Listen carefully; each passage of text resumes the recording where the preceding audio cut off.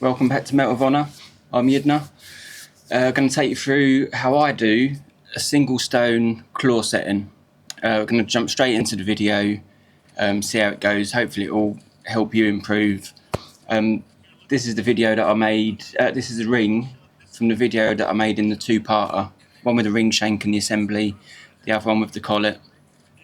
Whether this is the thick 4-claw that's split into 2, making 8 claws, or if you're just doing a 4-claw, the easiest way to see where you're at and where you're sort of marking out the stone, where you're first drilling, is just a little bit of blue Sharpie or black, any colour you want. Find out that this is just the easiest way to gauge whereabouts you're going to want the actual girdle sitting on the inside those claws.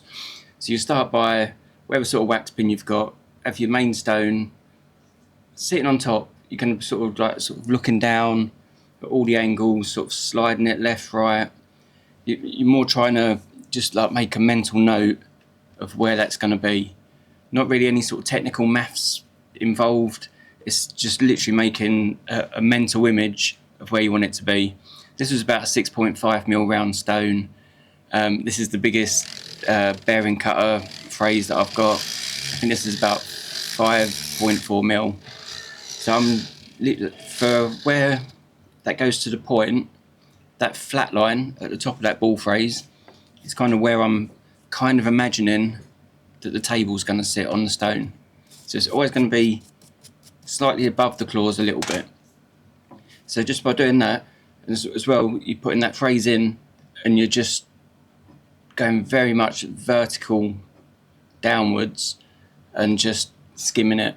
I know there's like comments and that, or seen people before where they've done the ball burrs just too slow, or any of the burrs, just using them too slow, especially if it's a ball, rotating it slow. All those little teeth on the phrase are just going to grab hold of something sharp and just going to run away and just going to run around the claw or do all sorts of damage. So it's always easier if you just go a little bit faster. It's just a safer way to do it. So basically I've done the first little round with this one, or like the first sort of rotation, a couple of skims. Then after sort of checking it, kind of still making that mental note that I want all of these little grooves that I've done a little bit lower and at a steeper angle at the top. So that's why now I've actually tilted it back a little bit, but still going pretty quick. Hopefully you hear from the sound how quick that rotation's going. Because in the video it shows it as sort of quite slow. It doesn't really show how quick that's actually going.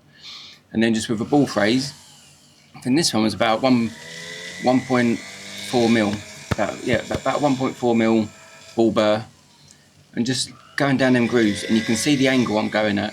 So it's not like I'm holding that ball phrase in there and just pulling it up at a diagonal. I'm kind of going along with the line like the best you can.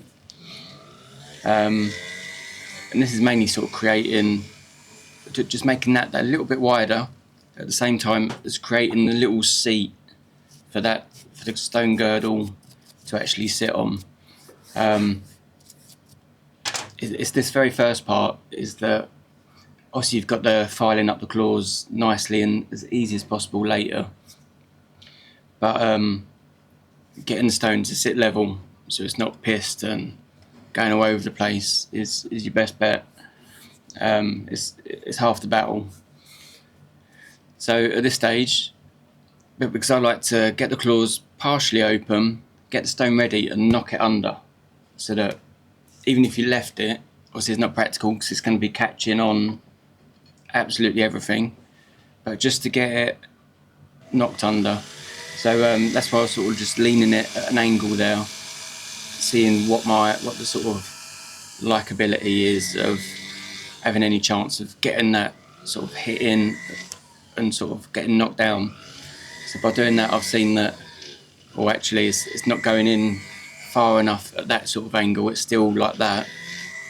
So basically I'm just opening up all of these little grooves more, and do it easy, sort of do it gradually as well, and bit by bit, making that sort of mental note of the time that if you're doing like a couple of strokes there, turn it, a couple of strokes there. Don't just go all the way in, then maybe turn it to the next one, go all the way in. But basically you're gonna just want it so that, like here you can see it's giving a little bit of leeway. It's got like a sort of like dampening effect. You're sort of pushing it down and it's coming back up to where that was. So from this point, some stones you're putting in might be ready just to like thump down, knock straight under. With this one, use some flat nose pliers and just pull back the top very evenly, equal amounts on every single claw, and not just grabbing hold of two at a time. Do them individually, so it just helps build that muscle memory. And you can see this video is taken, I think it's 20 minutes ish that it goes on for. As soon as you practice doing these and you're not doing it almost like in slow motion for yourself so you can video it, you'll be doing these in sort of under 5 minutes.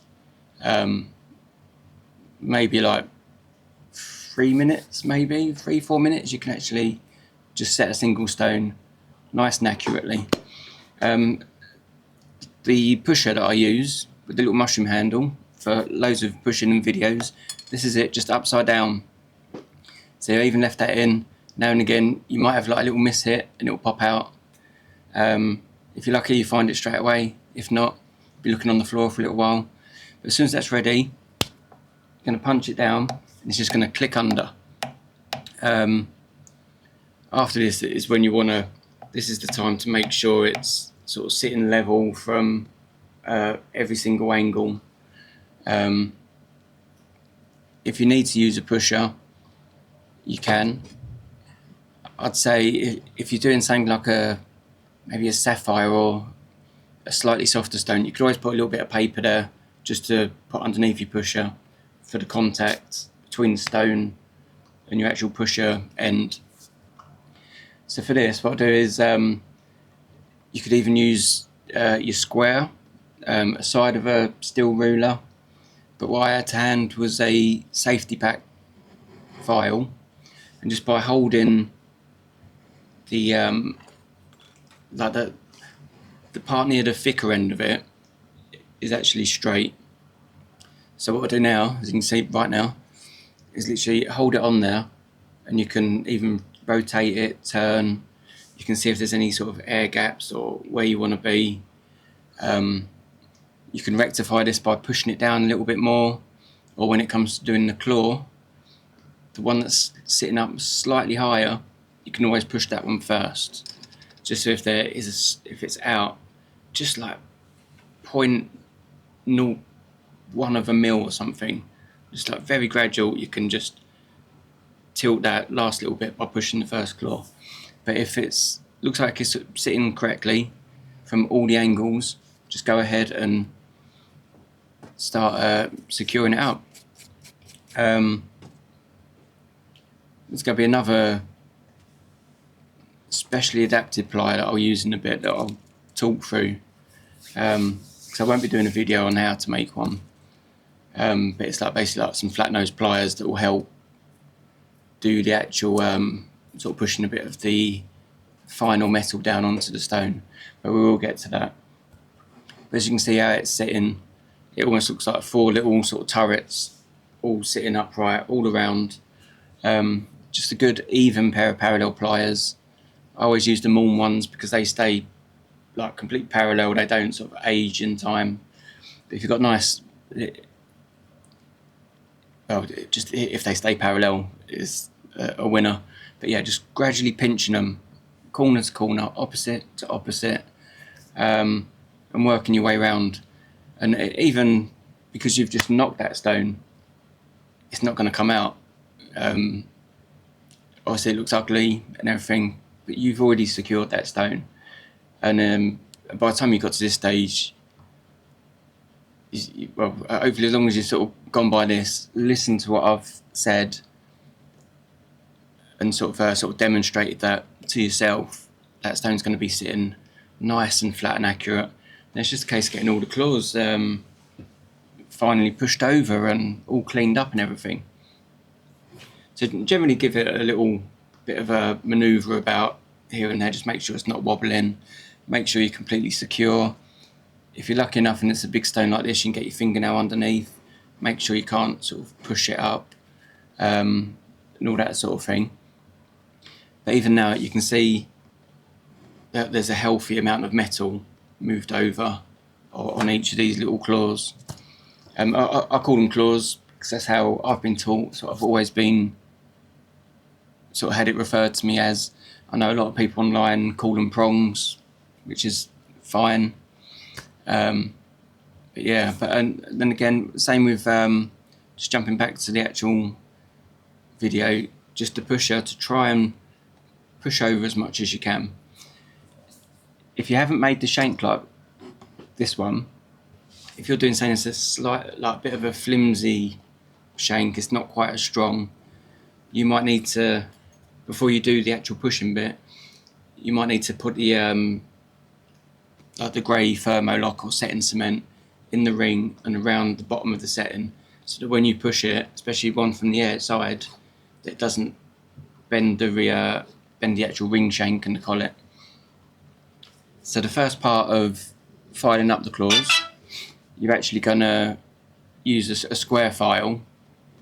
By using like the main square file, you're just going to take those two sort of knuckles from being very square to sort of giving them a little bit of shape going inwards. Sorry, left my phone on there. Yeah, you're going to it's basically just sort of like widening that gap, but nice and evenly, depending on how thick overall the width of your two claws are. Will sort of determine how that centre line in between them, how much you want to really sort of curve them over for that final look. Obviously everyone's different for their style, what they want their final look to be like. These are the pliers. So these started off as flat nose pliers. Doesn't have to be any fancy ones, but if they're slightly narrower, it's a bit easier on like the big stone grinder. But from where they are, like if that's the rectangle on one part, you're going to really open up the pliers really wide so you can get them safely on the grinder and sort of curve off that inside. You want to be able to open them up wide so that when you're on the grinder, they don't catch and flick out across the room, or worse, sort of flick up and cut your face. Then the other side, you're sort of grinding downwards. So that inside curve, how you can see me sitting there, sort of sliding nicely, that sort of inner curve, but that top one that's got the inside curve, that bit's curved downwards so you can get close to the stone. And you're just going to push, almost sort of like burnish, the back of that claw, or let's say like the inside sort of front of that claw. You're pushing that down a bit further onto the stone. If you've got some eye loops on or some sort of like eye magnifiers, I'd highly recommend using it, especially if you're doing things like emeralds or opals. Literally any semi-precious stone that might be a little bit soft, because this will slip and you'll smash that stone. You'll chip it, you'll scratch it, you'll literally turn it to dust. So you just got to go easy with it. But if you're doing like sort of diamonds or anything harder, you're absolutely fine just to get that last little bit down. And it's nice to get that bit down before we start filing up those shapes. But it's at this stage, I know some people like the sort of like little rounded claws on the ends, or like the little sort of balled over look. Some people want like the talons where it sort of comes down like an eagle's sort of claw going towards the stone. After you've used the pliers on this bit, that's when for yourself you can decide what final shape you want for your actual claws. The easiest ones is like what I'm just doing here, where it is just like the more sort of balled over, okay? And again, as soon as that last little bit's pushed over with the pliers, you're just going to go back in. You can use a square file, the free square, the free square triangle.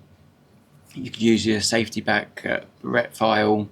You see, I'll use a mixture, but starting off, again, just doing a little bit of extra rollover on each claw. Whatever action it is you're doing, you're going to repeat it onto each one. If you're going to do a combination, if you want to round off the inside of each, then use a different file for like the backs to round off, then jump onto the next one, go along. Don't literally try and finish off one claw or prong individually to like a finished state. You'll work quicker if you do it gradually all the way around. Maybe try a couple of different files like this. You see, I started off with a 3 square for doing a bit more rounding, and I've just jumped onto the barrette file. And a lot of it is about, it's just taking off the sharper edges until the whole thing becomes that sort of rounded look. You can see on these, some of them I'm sort of curving inwards towards the stone. Again, if you're using a semi-precious stone, this file is, or any of the files, is going to scratch your stone. So you just got to be really accurate. And the more of these you do, the nicer they come out. Then after that, the more you do, the quicker you're going to stone set them. What I find too much is that you might have, when you actually put the stone in the bottom of the collet, you might have actually left too much material on the very top of the claw. That's when sometimes when you pull the claw over, the claw looks like it's coming right the way over. There's not really a need to do that. But once it's like that, you can use like nice flush cutters to sort of trim them back. But I personally prefer to have the claws lower, so they're just above where I want to put the stone. I'd recommend having a go of setting up a couple of these to have a go yourself and watching through this video a couple of times, just to try and take in everything that I've said on this. It's quite hard for me for this sort of thing, because it's one of these things that, like, when I'm doing a client one, I'll just sit at the bench, look at it, check it out how I did at the very beginning of this, and then just get started pushing it all over, filing it up, and I haven't really got to think about what I'm doing. But I promise that you'll be at that stage as well. You won't have to think about it. At some stage I will do a princess cut collet as well, and I'll eventually do the setting video for that, for doing like the V claws.